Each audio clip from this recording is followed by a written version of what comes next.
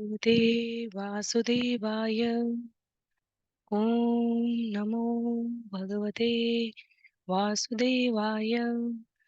ओम नमो भगवते वासुदेवाय। हरे कृष्णा। सभी भक्तों को सादर प्रणाम। श्रीमद् भागवतम महापुराण सत्रों की इन श्रृंखला में आज सत्र 352 में सभी भक्तों का स्वागत है। हम सभी यहाँ पर स्कंद 6 अध्याय 16 राजा चित्रकेतु की परमेश्वर से भेंट, इसको श्रवण और पठन करने का प्रयास करेंगे। 18,000 श्लोकों वाले श्रीमद् भागवतम महापुराण के अंतर्राष्ट्रीय कृष्ण भावनामृत संघ के संस्थापक आचार्य कृष्ण कृपा मूर्ति श्री श्रीमद् अभय चरणारविंद भक्ति वेदांत स्वामी श्रील प्रभुपाद द्वारा लिखी गई पुस्तक को स्रोत मार्गदर्शन और हमारे अध्ययन का केंद्र समझते हुए हम सभी यहाँ पर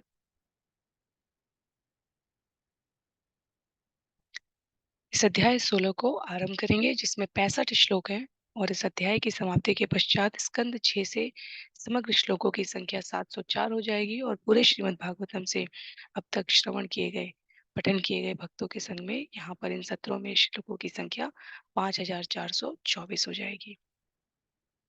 तो जैसा कि स्कंद 6 के अध्याय 14, 15, 16, 17 ये चित्रकेतु के संबंध में वर्णित है। इस अध्याय में विशेष रूप से जब अंगिरा मुनि और नारद मुनि के द्वारा चित्रकेतु को ज्ञान प्राप्त होता है, तब आगे की कथा का वर्णन है। जैसा कि इन सत्रों का प्रारूप है, वर्तमान विषय वस्तु का संक्षिप्त अवलोकन, तत्पश्चात मंगलाचरण और उसके बाद हम लोग एक एक श्लोक का वाचन और अनुवाद के साथ भक्तिवेदांत स्वामी श्रील प्रभुपाद के तात्पर्य के प्रकाश में इस विषय को समझेंगे। तो अध्याय 16 में श्लोक संख्या 1 से लेकर 11 तक जीव का चित्रकेतु से संवाद है। 12 से लेकर 17 तक बालक के दाह संस्कार और रानियों द्वारा प्रायश्चित किया गया, उन्हीं रानियों द्वारा जिन्होंने बालक को विष दिया था। श्लोक संख्या 18 से लेकर 25 तक नारद मुनि का चित्रकेतु को निर्देश है। श्लोक संख्या 26 से 33 तक चित्रकेतु को भगवान के दर्शन, 34 से लेकर 39 तक चित्रकेतु की भगवान से प्रार्थना और 50 से लेकर 65 तक भगवान द्वारा चित्रकेतु को उत्तर दिया गया है। तो आरंभ करेंगे मंगलाचरण से और उसके पश्चात हम लोग श्लोकों का वाचन करेंगे। नारायणं नमस्कृत्य नरं चैव नरोत्तमं देवीं सरस्वतीं व्यासं ततो जयमुदीरयेत्। शृण्वतां स्वकथा कृष्ण पुण्यश्रवणकीर्तना यत्यन्तस्थो यभद्राणि विदुनोति सुयत्स्यताम्।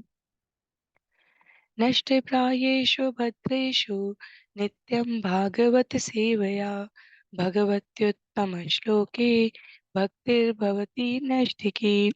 ॐ अज्ञानतिमिरान्धस्य ज्ञानाञ्जनशलाकया चक्षुन्मीलितं येन तस्मै श्रीगुरुवे नमः।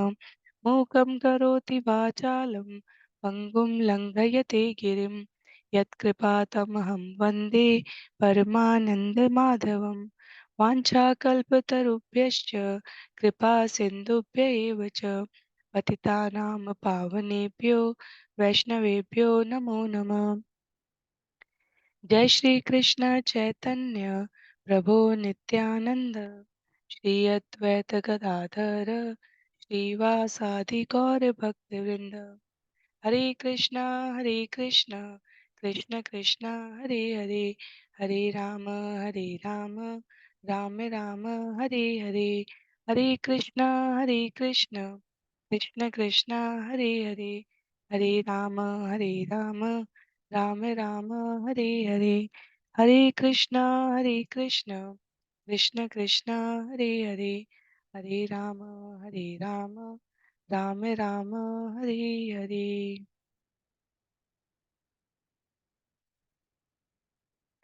हरे कृष्णा। सभी भक्तों को पुनः सादर प्रणाम। सत्र 352 में सभी भक्तों का स्वागत है। हम सभी स्कंद 6 अध्याय 16 आरंभ करने जा रहे हैं। यहाँ पर जिनके पास पुस्तक है, मेरा अनुरोध रहेगा आप पुस्तकों का प्रयोग करेंगे अन्य सभी की सुविधा के लिए यहाँ स्क्रीन पर श्लोक प्रस्तुत किए जाएंगे। अध्याय 16 चित्रकेतु की परमेश्वर से भेंट। इसमें श्लोक संख्या 1 से लेकर 11 तक जीव का चित्रकेतु से संवाद विश्लेषित किया गया है।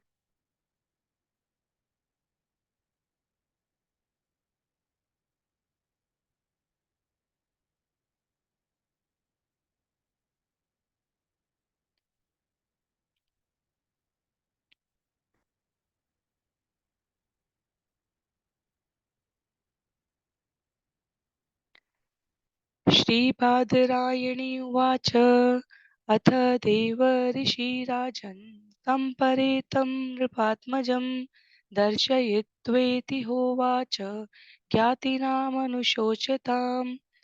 श्री सुखदेव गोस्वामी ने कहा, हे राजा परीक्षित, नारद ऋषि ने अपनी योग शक्ति से शोकाकुल स्वजनों के समक्ष उस पुत्र को ला दिया और फिर वे इस प्रकार बोले। तो हमने श्रवण किया था कि किस प्रकार नारद मुनि द्वारा और अंगिरा मुनि द्वारा चित्रकेतु को ज्ञान प्रदान किया गया और उस शोकाकुल स्थिति का सम्यक ज्ञान के साथ कैसे समायोजन किया जाए, इसके लिए नारद मुनि ने आत्म को उस बालक के शरीर में पुनः प्रवेश कराया है। श्लोक संख्या 2 में श्री नारद उवाच जीवात्मन् पश्य भद्रं ते मातरं पितरं च ते सुहृदो बान्धवास्तप्ता शुचा त्वत्कृतया भृशम्। श्री नारद मुनि ने कहा, हे जीवात्मा, तुम्हारा कल्याण हो। जरा अपने माता पिता को तो देखो। तुम्हारे चले जाने मरने से तुम्हारे समस्त मित्र तथा संबंधी शोकाकुल है। बहुत ही अम, जिन भी शब्दों में कहा जाए, ये बहुत ही आश्चर्य मिश्रित, भाव मिश्रित अवस्था है।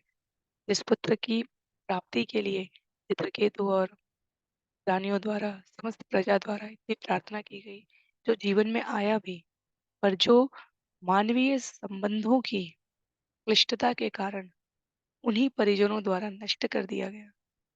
उस पुत्र को, जिसके लिए चित्रकेतु और कृतदिति ने इतना शोक कर लिया जिसके चले जाने से, वह वापस आया है शरीर। नारद मुनि उसे आशीर्वाद दे रहे हैं और उस जीव को बता रहे हैं कि उसके जाने से सब कितने शोकातुर हैं। बहुत ही भाव मिश्रित अवस्था है ये। कलेवरं स्वमाविश्य शेषमायु सुहृद्वत भुङ्क्ष्व भोगान् पितृप्रत्यान्धितिष्ठ नृपासनम्। तुम असमय ही मरे थे, इसलिए तुम्हारी आयु अब भी शेष है। अतः तुम अपने शरीर में पुनः प्रवेश करके अपने मित्रों तथा स्वजनों की संगति में शेष जीवन का भोग करो। अपने पिता द्वारा प्रदत्त यह समस्त ऐश्वर्य तथा राज सिंहासन स्वीकार करो। तो नारद मुनि द्वारा कहा जा रहा है, तुम्हारी आयु शेष थी, क्योंकि षड्यंत्र के अंतर्गत तुम्हारा जीवन हरण किया गया था। तो तुम चाहो, क्योंकि ऋषि हैं, ऋषि भगवान के भक्त हैं। यहाँ पर नारद मुनि के उस अधिकार का वर्णन है जहाँ भक्त की अहेतुकी की कृपा से विधाता का कालक्रम भी बदल जा सकता है। तो नारद मुनि कह रहे हैं, तुम्हें वापस शरीर में प्रवेश दिया जा चुका है। तुम चाहो तो पिता के इस ऐश्वर्यपूर्ण राज्य सिंहासन का भोग कर सकते हो। अपने संबंधियों के साथ अपना शेष जीवन प्रसन्नता के साथ व्यतीत कर सकते हो। और अब श्लोक संख्या 4 से उस जीव द्वारा बोला जाएगा। तो सब विषय आता है। जीव उवाच कस्मिन् जन्मनि अमी मह्यं पितरो मातरो अभवन् कर्मभिः भ्राम्यमाणस्य देवतिर्यग्रयोनिषु।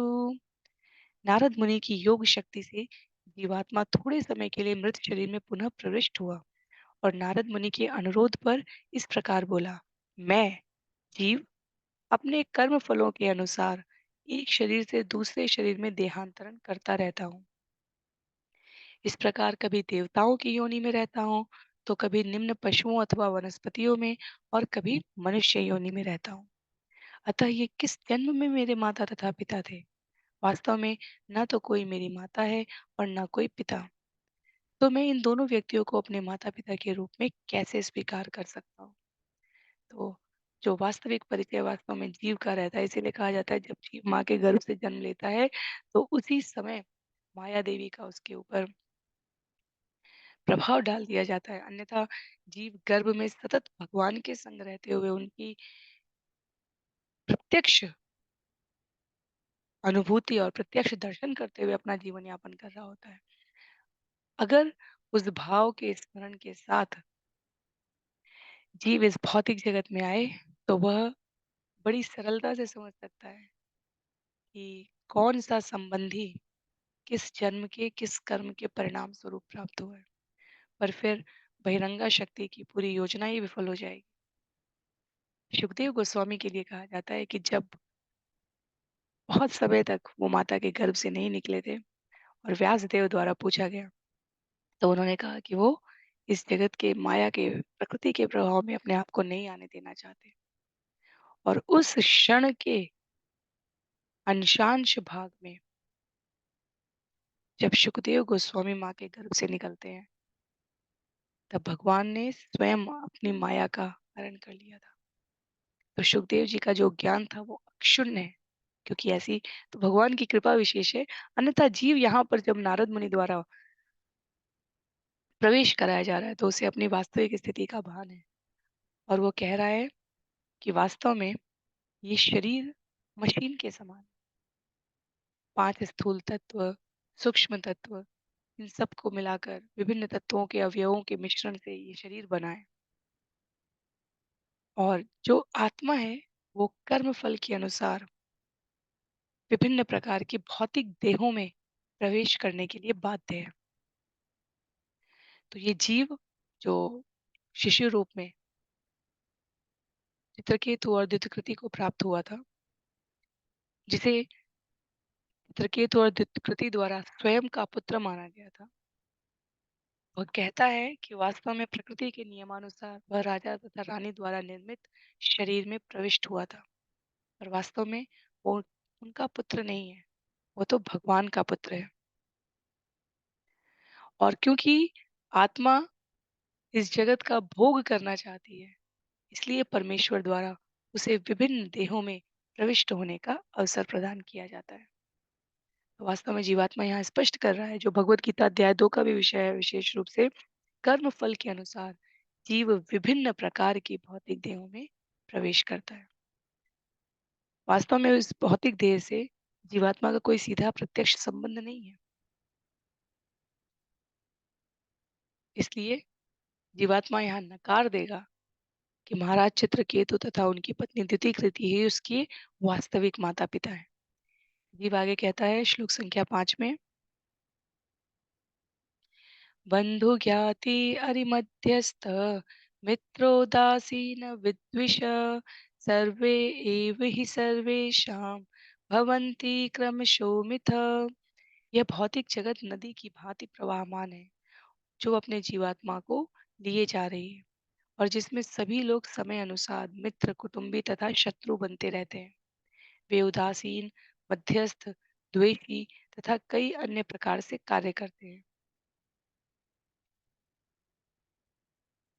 इतने पर भी कोई किसी से स्थायी रूप से संबद्ध नहीं है।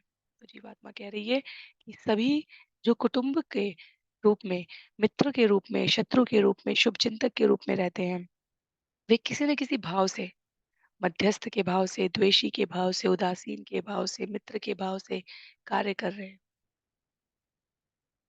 पर वास्तव में किसी का भी किसी से स्थायी संबंध नहीं है।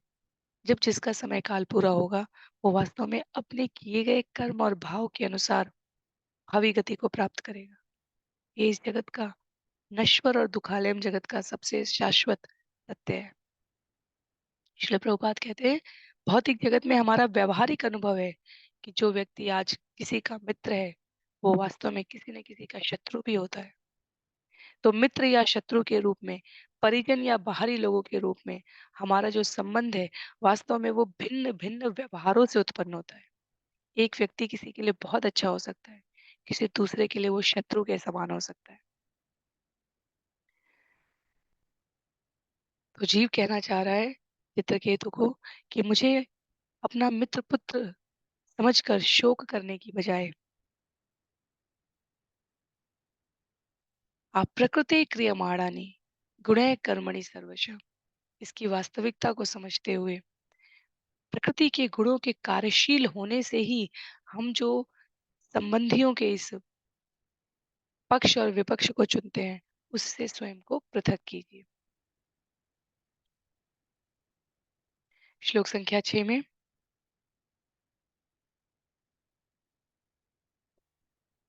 यथा वस्तुनि पुण्यानि हेमादीनि ततस्ततः पर्यटन्ति नरेष्वेवं जीवो योनिषु कर्तृषु।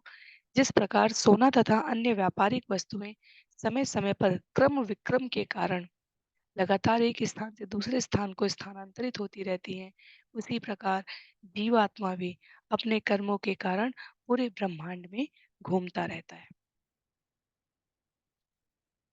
तो वास्तव में धन प्रत्येक व्यक्ति को लगता है उसका है, पर जिस प्रकार की क्रियाओं में वो लिप्त रहता है, यदि वो बैंक में भी है तो उसका उपयोग उस व्यक्ति के द्वारा तत्कालीन रूप से नहीं किया जा रहा है। पेपर पर निश्चित रूप से धन उसका है, और उसका व्यावहारिक प्रयोग बैंक के अधिकारियों द्वारा अपनी विभिन्न योजनाओं में, जो बैंक की योजना के अंतर्गत कर रही है उसमें है। जब तक हम उसका स्वयं के लिए प्रयोग नहीं कर रहे हैं, तब तक वो धन कथित रूप से हमारा नहीं है। इसी प्रकार ये समय, ये शरीर, ये ऊर्जा, शक्ति, जब तक इसका प्रयोग वास्तविक लाभ के लिए नहीं किया जा रहा है, तब तक अन्य सभी स्थिति में ये कहने के लिए हमारा हो सकता है, पर प्रकृति द्वारा इसका प्रयोग किया जा रहा है। तो जैसे सोना और दूसरी व्यापारिक वस्तुएं क्रम विक्रम के कारण स्थानांतरित होती रहती हैं, जीव कहता है, वैसे ही जीवात्मा भी अपने कर्मों के कारण पूरे ब्रह्मांड में घूमती रहती है। श्री प्रभुपाद ने बहुत ही व्यवहारिक उदाहरण दिए यहाँ पर, और उसके पश्चात चैतन्य चरितामृत का उल्लेख करते हुए कहते हैं, ब्रह्मांड भ्रमिते को न भाग्यवान जीव गुरु कृष्ण प्रसादे पाए भक्ति लता बीज जन्मे जन्मे सबे पिता माता पाय कृष्ण गुरु नहीं मिले बज हरिये। जिसका अभिप्राय हुआ, विभिन्न देहों में आत्मा के देहांतरण से व्यक्ति प्रत्येक जीवन में, चाहे वह मनुष्य का हो या पशु का, वृक्ष का हो या देवता का, माता तथा पिता की प्राप्ति करता है। इतना मिलना कठिन नहीं है ये, कठिन तो है परम गुरु तथा श्री कृष्ण को पा लेना। अतः मनुष्य का कर्तव्य है कि वह कृष्ण के प्रतिनिधि अर्थात गुरु के संपर्क में आने के अवसर को पकड़े। गुरु या आत्म पिता के पथ प्रदर्शन से परम धाम वापस जाना अत्यंत सहज हो जाता है। अन्यथा जीव यही इसी जगत में अपने आप को अपने पराये के चक्कर में बांधे रखता है। तो इस संबंध में ऐसा नहीं कहा जा रहा है कि जो उत्तरदायित्व, जो परिवार, जो समाज, जो व्यक्ति संबंधी हमें प्राप्त हुए हैं उनके प्रति हम विमुख हो जाएं, उनके प्रति कोई भाव ना रखें। विषय यहाँ पर ये स्पष्ट किया जा रहा है कि उनके प्रति हमारा समस्त भाव उत्तरदायित्व का होना चाहिए। आवश्यकता से अधिक आसक्ति अंततः हमारे दुखों का कारण बन जाती है, और ये पूरा जीवन का संघर्ष ही वास्तव में उस अनावश्यक आसक्ति को साधने में परिणाम स्वरूप प्राप्त होता है। उत्तरदायित्व से किए जाने वाले कार्य में यदि शोक आता भी है, तो भगवत कृपा से जीव उसका संवरण करना, उसको साधना समझ जाता है। और यदि अनावश्यक आसक्ति बंध जाती है, तब अपेक्षा और उपेक्षा दोनों ही अत्यंत कष्टकर हो जाते हैं। आगे श्लोक संख्या 7 में,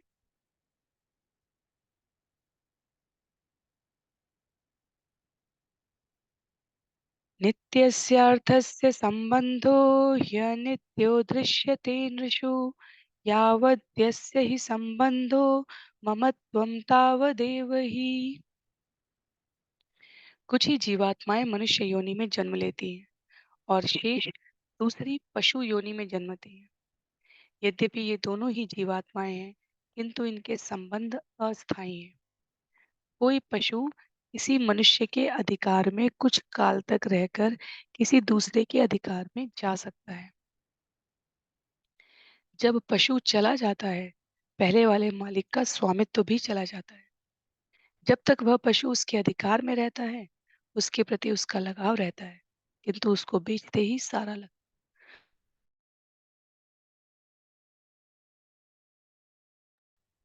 किंतु उसको बेचते ही सारा लगाव छूट जाता है। तो कुछ जीवात्माएं मनुष्य योनि में जन्म लेंगी, कुछ पशु योनि में। दोनों ही जीवात्माएं हैं, लेकिन उनका संबंध अस्थायी है। तो इस उदाहरण से स्पष्ट किया जा रहा है इस श्लोक में कि वास्तव में आत्मा के देहांतरण का एक शरीर से दूसरे शरीर में जाना जीवन में भी जीवात्माओं के मध्य अस्थायी संबंध को दर्शाता है। चित्रकेतु के पुत्र का नाम हर्ष अथवा शोक। तो जीवात्मा निश्चय ही नित्य है, सत्य है, शाश्वत है।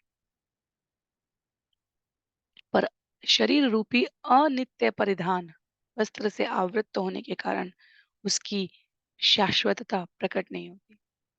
तो शारीरिक परिधान अर्थात ये शरीर अस्थायी है, पर जीवात्मा स्थायी है।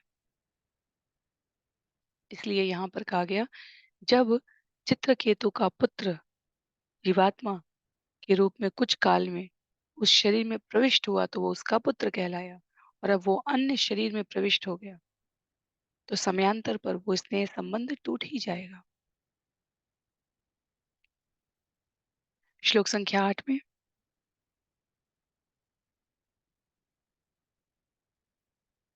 एवं योनिगतो जीव स नित्यो निरहङ्कत यावद्यत्रोपलभ्येत तावत् तावत्स्वत्वं हि तस्य तत्। एवं योनिगतो जीव स नित्यो निरहङ्कत यावद्यत्रोपलभ्येत तावत् स्वत्वं हि यस्तस्य तत्। भले ही एक जीवात्मा मर्त देहों के संबंधों के कारण दूसरी जीवात्मा से संबद्ध जान पड़े, किंतु जीवात्मा शाश्वत है। वास्तव में शरीर ही जन्मता है और नष्ट होता है, जीवात्मा नहीं। हमें यह नहीं मान लेना चाहिए कि जीवात्मा की उत्पत्ति या मृत्यु होती है। जीवात्मा का तथाकथित माता पिता से कोई संबंध नहीं होता। जब तक जीवात्मा अपने पूर्व कर्म के फलस्वरूप इन्हीं माता पिता का पुत्र बनकर प्रकट होता है, तभी तक माता पिता द्वारा प्रदत्त शरीर से उसका नाता रहता है। इस प्रकार वह अपने को मिथ्या ही उनका पुत्र मानकर अत्यंत स्नेह जताता है। मरने के बाद यह संबंध नष्ट हो जाता है। ऐसी परिस्थितियों में मनुष्य को झूठे ही हर्ष तथा शोक में लीन नहीं होना चाहिए। तो हम सभी जानते हैं कि व्यवहारिक रूप से इसकी अपनी कठिनाइयां हैं इस विषय को समझने में, क्योंकि हम प्रकृति के 3 गुणों के प्रभाव में रहते हैं, क्योंकि हमारे आसपास का समस्त वातावरण इंद्रिय तृप्ति और विषयासक्ति का होता है। पर यहाँ पर शिशु के शरीर में जिस जीवात्मा का प्रवेश है वो चित्रकेतु और द्युतकृति के माध्यम से नारद मुनि और अंगिरा मुनि की उपस्थिति में समस्त प्राणी मात्र के मार्गदर्शन के लिए इस विषय को इसकी सत्यता के साथ व्यक्त कर रहा है कि जब जीवात्मा शरीर के अंदर है वो अपने को झूठे ही शरीर मान लेता है, यद्यपि वास्तव में ऐसा नहीं है।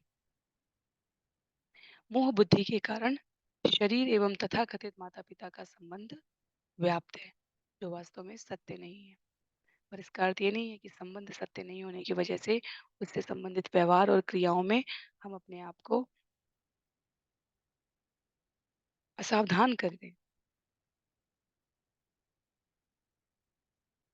सभी के जीवन का उद्देश्य, माता पिता के जीवन का उद्देश्य है संतान को शाश्वत माता पिता के ज्ञान की ओर अनुरक्त करना, और उसी प्रकार संतान का उत्तरदायित्व है माता पिता को, यदि उनकी बुद्धि मोहग्रसित होती जा रही हो तो उनको भगवत भक्ति जैसे वातावरण में और अनुरक्त करना। तो चाहे माता पिता के रूप में जीव हो, चाहे संतान के रूप में, चाहे संबंधी के रूप में हो, चाहे शुभचिंतक के रूप में, उत्तरदायित्व सभी का एक ही है, कृष्ण को केंद्र में रखकर जीवन की व्यवहार की गतिविधियों को संचालित करना।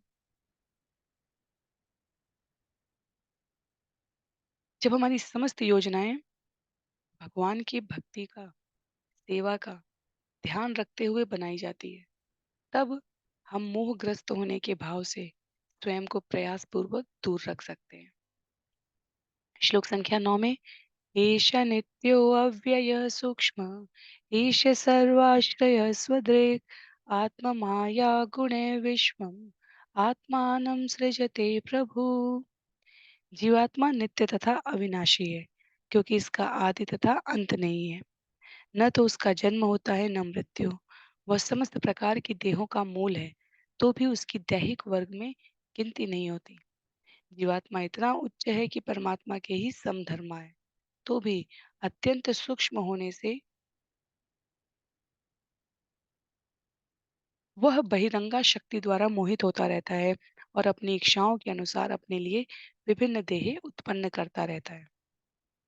तो यहाँ पर शिशु के शरीर में प्रवेश की गई आत्मा जीवात्मा द्वारा समस्त उपस्थित व्यक्तियों को जीवात्मा की पूर्णता का भान कराया जा रहा है कि जीवात्मा भगवान के समान नित्य है। अंतर इतना है कि परमात्मा विराट है, परमात्मा से बड़ा कोई नहीं है और जीवात्मा सूक्ष्म है। तो परमात्मा सर्वव्यापी है और यदि जीवात्मा की बात की जाए तो वो बाल के शरीर के इस बाल के अग्रभाग के 10,000वें भाग के तुल्य है। अध्याय 2 में भगवत गीता में तात्पर्य में हम सभी ने ये श्रवण किया है। तो विराट भगवान है और लघु आत्मा है, जीवात्मा।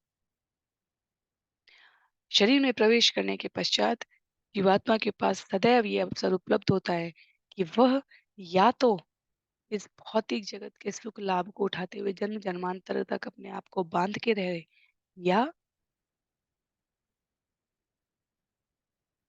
भक्तिमय सेवा के द्वारा भगवान के धाम को वापस चली जाए।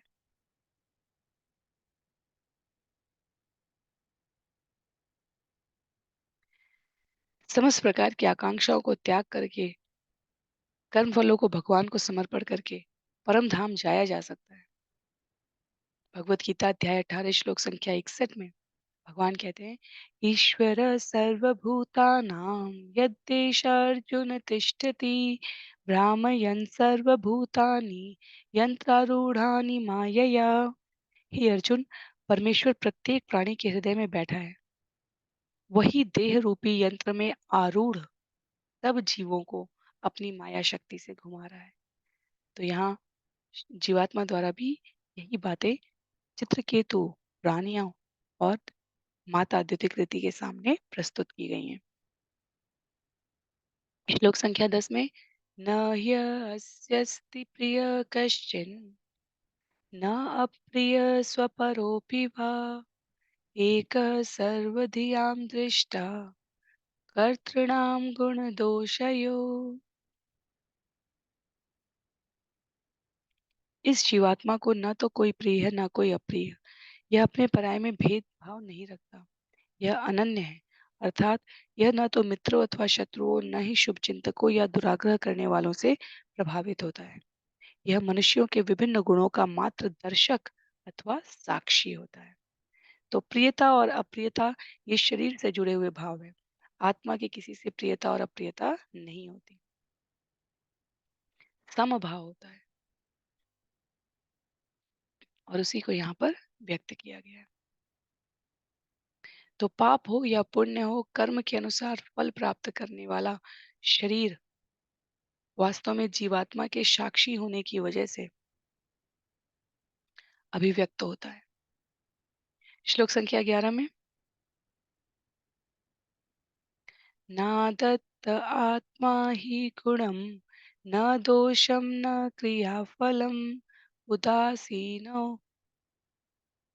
उदासीनो अवदासीन परावर दृघीश्वर नादत्त आत्मा हि गुणं न दोषं न क्रियाफलम् उदासीनवत् आसीन परा अवरदृक ईश्वर। कार्य और कारण का सृष्टा यह आत्मा सकाम कर्मों से जनित सुख तथा दुख को स्वीकार नहीं करता। वह भौतिक देह स्वीकार करने या ना करने के लिए परम स्वतंत्र है और भौतिक शरीर ना होने के कारण वह सदैव उदासीन या तटस्थ रहता है। जीवात्मा ईश्वर का भिन्न अंश है और सूक्ष्म मात्रा में उनके गुणों को धारण किए रहता है। अतः मनुष्य को शोक से प्रभावित नहीं होना चाहिए। तो व्यवहारिक संबंधों में ये कठिन स्थिति है, पर आध्यात्मिकता को जब हम ध्यान में रखते हैं, केंद्र में रखते हैं, जब हम ये स्मरण रखते हैं कि परमेश्वर तो दिव्य हैं, अच्छे और बुरे कर्मों के कारण और फलों को साक्षी स्वरूप प्रत्येक शरीर में स्थित परमात्मा धारण करते हैं। वह क्रियाहीन रहते हुए भी, स्वयं प्रभावित ना होते हुए भी प्रसंग के अनुसार न्याय करते हैं। जैसे न्यायाधीश के समक्ष जब दो विभिन्न परिस्थितियां आती हैं, तो वो उदासीन रहकर निष्पक्ष व्यवहार करने का उद्यम करते हैं। कम से कम न्यायाधीश पद के लिए ये योग्यता आवश्यक है। उसका अनुपालन उस पर आसीन व्यक्ति द्वारा किया जा रहा है या नहीं, ये अन्य विषय है।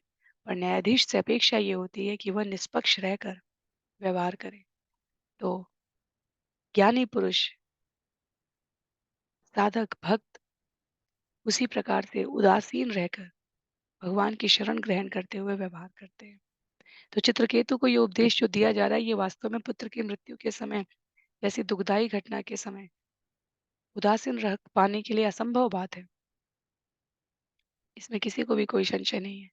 पर क्योंकि स्वयं ऋषियों के अनुग्रह से उन्हें प्राप्त हुआ था और ऋषि उपस्थित है उनका मार्गदर्शन करने के लिए, इसलिए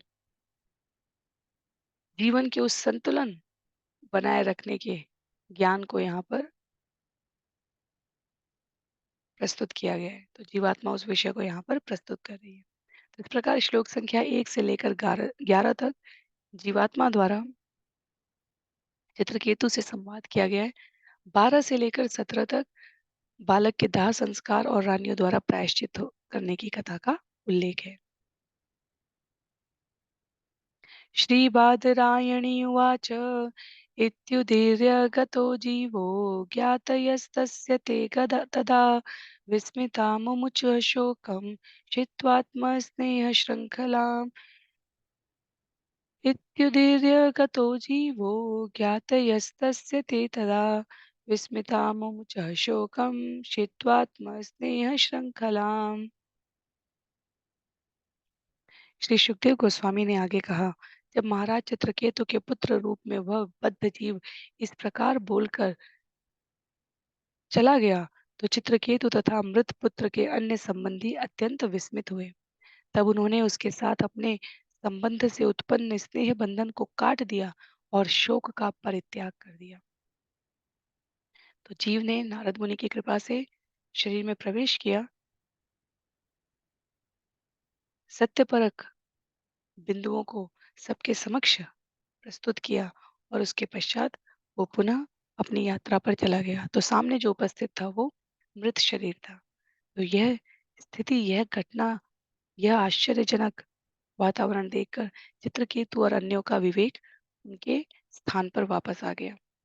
निर्हृत्य ज्ञात यह ज्ञाते देहम कृत्वोचिता क्रिया तत्यजोतुस्तयजम स्नेहम शोकमोह भयार्तितम। मृत बालक के शरीर का दाह संस्कार तथा यथोचित अनुष्ठान संपन्न करने के बाद संबंधियों ने उस स्नेह को भी त्याग दिया जिसके कारण मोह, शोक, भय तथा दुख की प्राप्ति होती है। निस्संदेह ऐसे स्नेह को त्याग पाना कठिन है, किंतु उन्होंने सरलता से परित्याग कर दिया।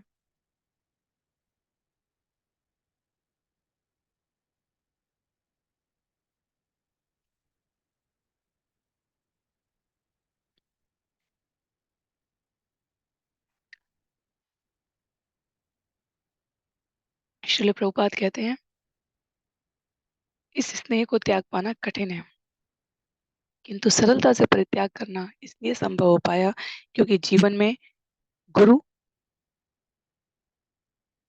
शुभचिंतक और ज्ञानी सभी जीवन के सत्य की ओर इंगित करते हैं।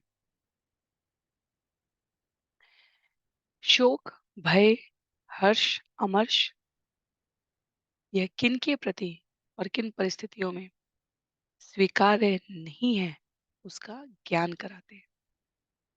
तो अब चित्रकेतु द्वारा आगे की क्रियाएं की जाएंगी। बालघन्यो वृणीतास्तत्र बालहत्या हत प्रभा बालहत्या व्रतं चेरु ब्राह्मणे यत् निरूपितं यमुनायां महाराज स्मरन्तयो द्विजभाषितम्। रानी कृतदिति की सौतें जिन्होंने बालक को विष दिया था अत्यंत लज्जित हुई और उनके शरीर कांति विहीन हो गए। हे राजन, शोक करते हुए उन्हें ऋषि अंगिरा के उपदेश स्मरण हो पाए और उन्होंने पुत्र उत्पन्न करने की कामना का परित्याग कर दिया। ब्राह्मणों के निर्देशानुसार वे यमुना के तट पर गई, वहां पर स्नान किया और अपने पाप कर्मों के लिए प्रायश्चित किया है। तो बाल हत्या हतप्रभ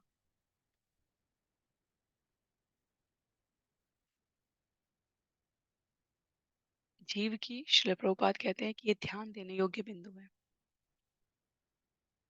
जीव की हत्या कहीं न कहीं किसी न किसी रूप में समाज के किसी न किसी काल में होती रही, पर जहाँ पहले ये बिरले की जाती थी, वहाँ अब भ्रूण हत्या के रूप में श्रील प्रभुपाद कहते हैं, ये एक सामान्य बात हो गई है। तो कलयुग के एक प्रभाव के रूप में जघन्य अपराध के रूप में इसे प्रस्तुत किया है शास्त्रों ने।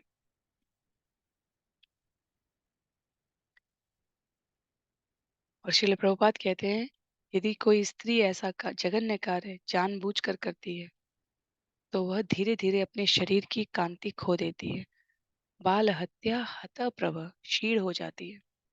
तो उन स्त्रियों ने जिन्होंने ऐसा कृत्य किया था वे अत्यधिक लज्जित थी और ब्राह्मणों के आदेशानुसार उन्होंने इसके लिए प्रायश्चित किया। तो भाव है कहने का कि यदि किसी के द्वारा जाने और अनजाने में इस प्रकार का व्यवहार किया जाए, तो उसे निश्चित रूप से प्रायश्चित का आश्रय लेना चाहिए। इस घटना को सुनकर सत्यनिष्ठ आत्माओं को ऐसे किसी भी कृत्य से अपने आप को अलग रखना चाहिए और अपने दुष्कर्मों के लिए गंभीरतापूर्वक श्री कृष्ण की भक्ति करनी चाहिए। यदि निरपराध भाव से कोई हरे कृष्ण महामंत्र का जप करता है, तो तुरंत ही उसके समस्त पाप कर्मों का प्रायश्चित हो जाता है। पर मनुष्य को सावधान रहना चाहिए कि ऐसे में कर्म पुनः ना करे, क्योंकि ये पाप है। आगे श्लोक संख्या 15 में स इत्थं प्रतिबुद्धात्मा चित्रकेतु द्विजोक्तिभिः गृहान्धकूपान् निष्क्रान्त सरपङ्कादिवद्विप। परम ब्राह्मण अंगिरा तथा नारद के उपदेशों से जागृत होकर राजा चित्रकेतु आत्मज्ञान से भलीभांति अवगत हो गए। जिस प्रकार हाथी कीचड़ युक्त जलाशय से बाहर निकल आता है, वैसे ही राजा चित्रकेतु गृहस्थ जीवन के अंधकूप से बाहर निकल आया। श्लोक संख्या 16 में कालिन्द्यां विधिवत् स्नात्वा कृतपुण्यजलक्रिया मौनेन संयतो प्राणो ब्रह्मपुत्रा अवदन्तत। कालिन्द्यां विधिवत् स्नात्वा कृतपुण्यजलक्रिया मौनेन संयत प्राणो ब्रह्मपुत्रो अवन्दत। राजा ने यमुना जल में स्नान किया और विधि पूर्वक अपने पितरों तथा देवताओं को जल का अर्घ दिया। फिर इंद्रियों तथा मन को बड़े विकटता से संयमित करते हुए उन्होंने ब्रह्मा जी के दोनों पुत्रों अंगिरा तथा नारद को नमस्कार किया है। क्या कहते हैं? श्लोक संख्या 17 तक इसका उल्लेख है।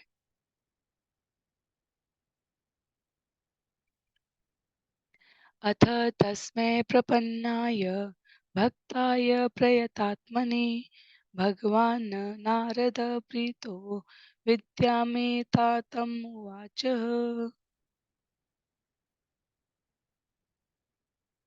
तत्पश्चात आत्म संयमी तथा शरणागत भक्त चित्रकेतु पर अत्यधिक प्रसन्न होकर सर्वाधिक शक्तिमान मुनि नारद ने निम्न स्तर जो व्यवहारोचित था ऐसा दिव्य उपदेश दिया है।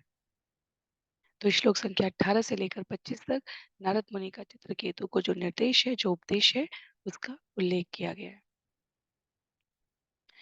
ओम नमस्तुभ्यं भगवते वासुदेवाय धीमहि प्रद्युम्नाय निरुद्धाय नमः संकर्षणाय च नमो विज्ञानमात्राय परम आनंदमूर्तये आत्मा रामाय शांताय निवृत्तद्वैतदष्टये। नारद ने चित्रकेतु को निम्नलिखित मंत्र प्रदान किया। ओंकार प्रणव नाम से संबोधित किए जाने वाले हे ईश्वर, हे पूर्ण पुरुषोत्तम भगवान, मैं आपको सादर नमस्कार करता हूँ। हे भगवान वासुदेव, मैं आपका ध्यान करता हूँ। हे भगवान प्रद्युम्न, भगवान अनिरुद्ध तथा भगवान संकर्षण, मैं आपको सादर नमस्कार करता हूँ। हे दिव्य शक्ति के आगार, हे परमानंद, मैं आत्मनिर्भर आत्माराम तथा परम शांत आपको सादर नमस्कार करता हूँ। हे परम सत्य अद्वितीय, आप ब्रह्म परमात्मा तथा भगवान के रूप में जाने जाते हैं, अतः आप समस्त ज्ञान के आगार हैं। मैं आपको सादर नमस्कार करता हूँ। तो ओमकार प्रणव मंत्र, जिसको भगवत गीता में कहा गया है, नाद रूप में ईश्वर का प्रतीकात्मक रूप ओमकार है। ओम नमो भगवते वासुदेवाय। जहाँ वासुदेव जो नारायण के अंश हैं, अपने आप को प्रद्युम्न, अनिरुद्ध, संकर्षण इन रूपों में विस्तारित करते हैं। जहाँ संकर्षण से नारायण का दूसरा विस्तार होता है और नारायण से पुनः वासुदेव, प्रद्युम्न, संकर्षण और अनिरुद्ध द्वितीय पुरुष विस्तार जो हमने श्रवण किया है, वहाँ उसका उल्लेख है। तो संकर्षण तीन पुरुषों के जो आदि कारण हैं समूह के, वो कहे गए हैं। कारणोदक्षाई विष्णु, गर्भोदक्षाई विष्णु और क्षीरोदक्षाई विष्णु। इन सब का उल्लेख करते हुए श्रील प्रभुपाद यहाँ पर हमें स्मरण कराते हैं कि क्षीरोदक्षाई विष्णु प्रत्येक ब्रह्मांड में श्वेत द्वीप नामक विशेष लोक में अवस्थित है।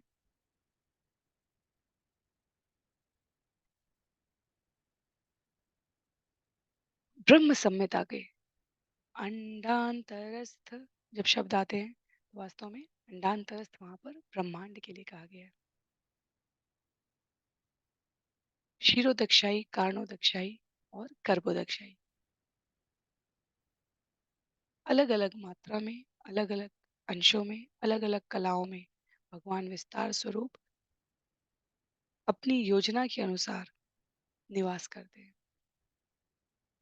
आगे श्लोक संख्या 20 में कहा गया है,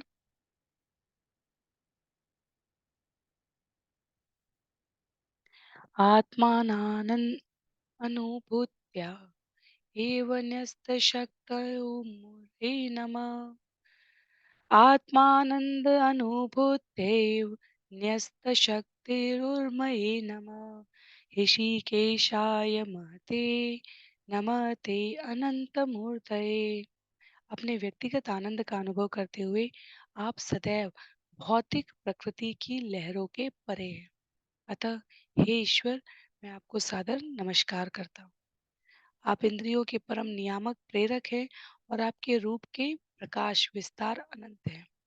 आप परम महान हैं, अतः मैं आपको सादर नमस्कार करता हूँ। तो कहने के लिए जीवात्मा और परमात्मा पानी की एक बूंद और महासागर के समान है, और यहाँ पर उनका विशेष रूप से अंतर बताया गया है। ईश्वर सदा आनंदमय है, पर जीव भौतिक संसार के ताप त्रय, तीन प्रकार के तापों के अंतर्गत अधीन रहता है। आदि दैविक, आदि भौतिक और आध्यात्मिक ताप के अंतर्गत। परमेश्वर सच्चिदानंदमय है और जीव भौतिक शरीर के कारण अनेक प्रकार की व्याधियों द्वारा सताया जाता है। ईश्वर विराट है, जीवात्मा सूक्ष्मतम है।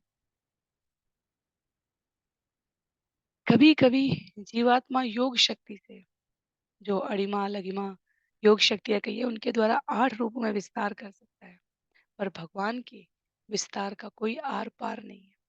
सर्वव्यापी परमेश्वर, सर्वभोक्ता, सुहृदय, हितैषी, सबका समान रूप से हित चाहने वाला, अनंत है और निस्सीम है। ये सब कुछ नारद मुनि द्वारा चित्रकेतु को बताया जा रहा है, जिसे सुखदेव गोस्वामी महाराज परीक्षित के माध्यम से प्राणी मात्र को अवगत करा रहे हैं। श्लोक संख्या 21 में वचसी उपरते अप्राप य एको मनसा सह अनाम रूपश्चिन्मात्र तो अव्यान सदसत्पर। बद्ध जीव की वाणी तथा मन पूर्ण पुरुषोत्तम भगवान तक नहीं पहुंच पाते, क्योंकि वे नितांत आत्मस्वरूप स्थूल तथा सूक्ष्म रूपों की अवधारणा से परे हैं। अतः उन पर भौतिक नाम तथा रूप लागू नहीं होते। निर्गुण ब्रह्म उनके अन्य रूपों में से एक है। वे अपने आनंद स्वरूप से हमारी रक्षा करें। तो भगवान तक ये स्थूल और सूक्ष्म ताप या उनके द्वारा प्रदान की जा रही संताप, ये सारे नियम भगवान पर लागू नहीं होते। भगवान इन सबसे परे हैं। श्लोक संख्या 22 में तो ये नारद मुनि बता रहे हैं चित्रकेतु को, यस्मिन् इदं यतश्चेदं तिष्ठत्यप्येति जायते मृण्मयेष्विव मृज्जाति तस्मै ते ब्रह्मणे नमः। इस प्रकार मिट्टी के पात्र बनाए जाने के बाद पृथ्वी पर स्थिर रहते हैं और तोड़ दिए जाने पर पुनः मिट्टी बन जाते हैं, उसी प्रकार से यह दृश्य जगत परम ब्रह्म द्वारा उत्पन्न किया जाता है, उन्हीं में स्थिर रहता है और उन्हीं में विलीन हो जाता है। अतः ब्रह्म के कारण स्वरूप पूर्ण पुरुषोत्तम को हमारा सादर नमस्कार है। तो मिट्टी की स्वाभाविकता इस शरीर की नश्वरता को प्रदर्शित करती है। उसको यहाँ पर व्यक्त करते हुए नारद मुनि ने कहा, जैसे मिट्टी के बर्तन पुनः मिट्टी में मिला दिए जाने पर मिट्टी बन जाते हैं, वैसे ही ये शरीर नष्ट हो जाने के पश्चात इन्हीं 5 तन्मात्राओं आत्माओं में सन्निहित हो जाता है। श्लोक संख्या 23 में यन्न यत्न स्पृशन्ति न विदु मनो बुद्धीन्द्रियासव अन्त बहिः च विततं व्योमवत् न तस्म्यहम्। पूर्ण पुरुषोत्तम भगवान से प्रादुर्भूत होकर परम ब्रह्म व्योम की तरफ विस्तृत हो जाता है। यद्यपि इसको कोई भौतिक पदार्थ स्पर्श नहीं कर सकता, किंतु यह भीतर तथा बाहर विद्यमान है। तो भी मन बुद्धि इंद्रियां तथा प्राण शक्ति न तो उसका स्पर्श कर सकती हैं, न उसे जान सकती हैं। मैं उनको सादर नमस्कार करता हूँ। तो भगवान से उद्भूत होकर सब कुछ भगवान में पुनः मिल जाता है, पर इस भौतिक जगत की अपरा शक्तियों से, इंद्रियां प्राण शक्ति मन बुद्धि, इनसे उनको नहीं जाना जा सकता। ऐसे भगवान को मैं नमस्कार करता हूँ। इसको जानने के लिए जिस भावमयी दशा का वर्णन किया गया है स्थान स्थान पर भक्तों द्वारा, उसका आगे भी उल्लेख आएगा। उस स्थिति को प्राप्त करना आवश्यक है। श्लोक संख्या 24 में देहेन्द्रिय प्राण मनोधियो अमी यदंश विद्वा प्रचरन्ति कर्मसु नैवान्यदालोहमिव प्रतप्तं स्थानेषु तद्दृष्टपदेशमेति।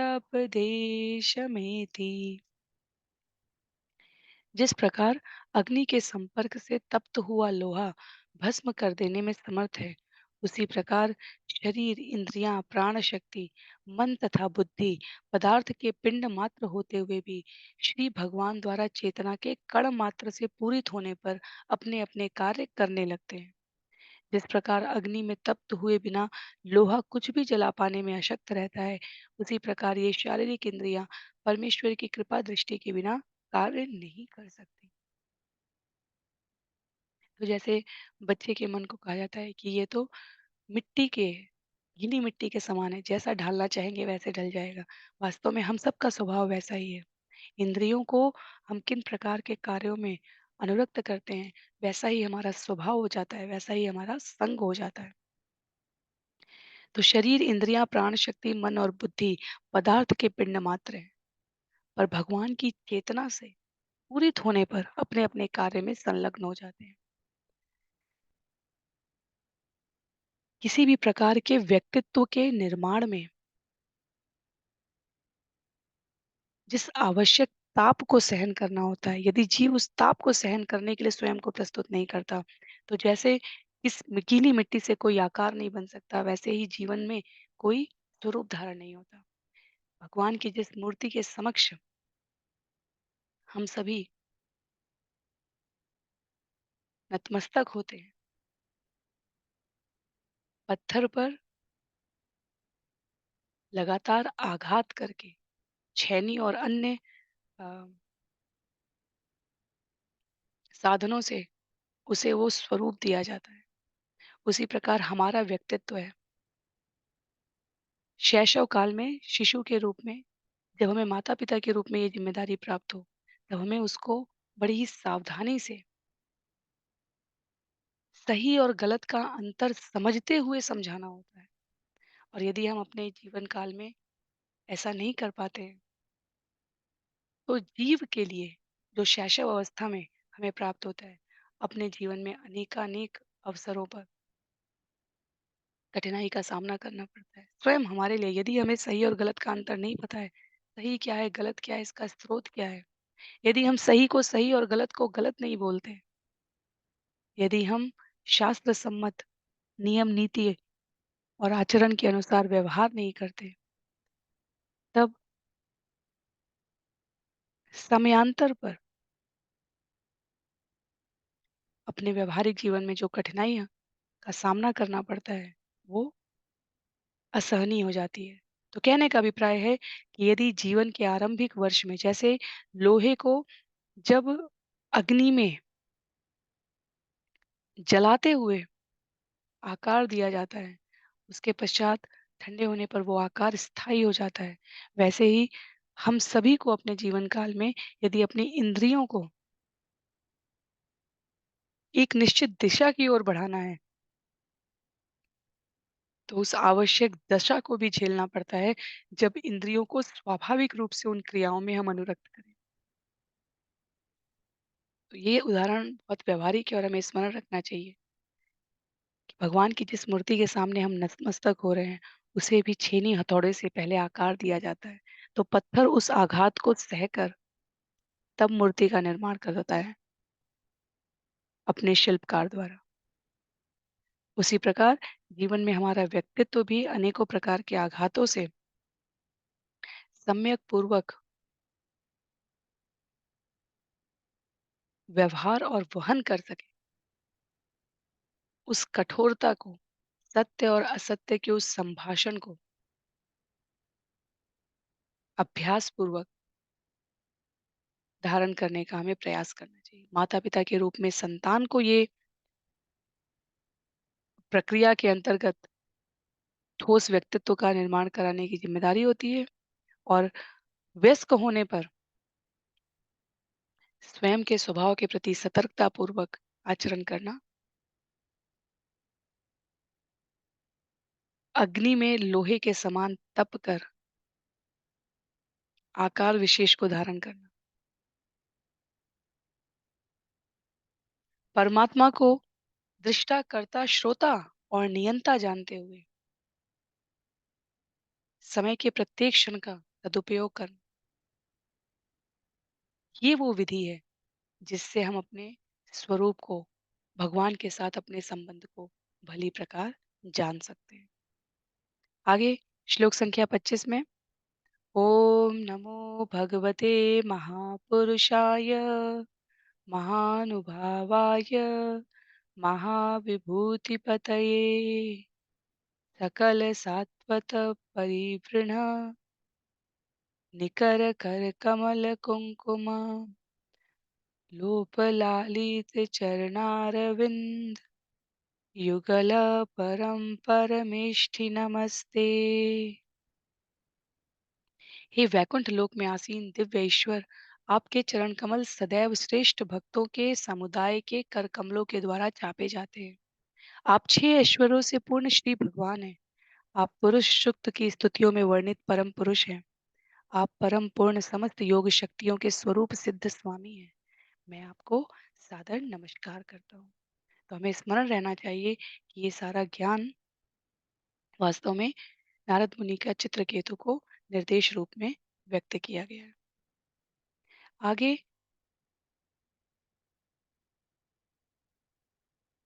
श्लोक संख्या 26 से लेकर 33 तक चित्रकेतु को भगवत दर्शन होते हैं। तो सुखदेव गोस्वामी यहाँ पर कह रहे हैं,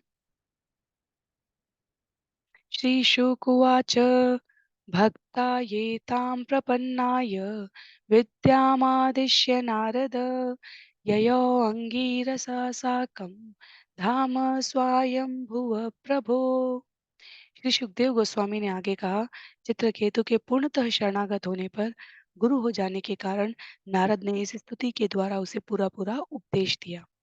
हे राजा परीक्षित, तत्पश्चात अंगिरा ऋषि सहित नारद मुनि ब्रह्मलोक नामक सर्वोच्च लोक के लिए चल पड़े।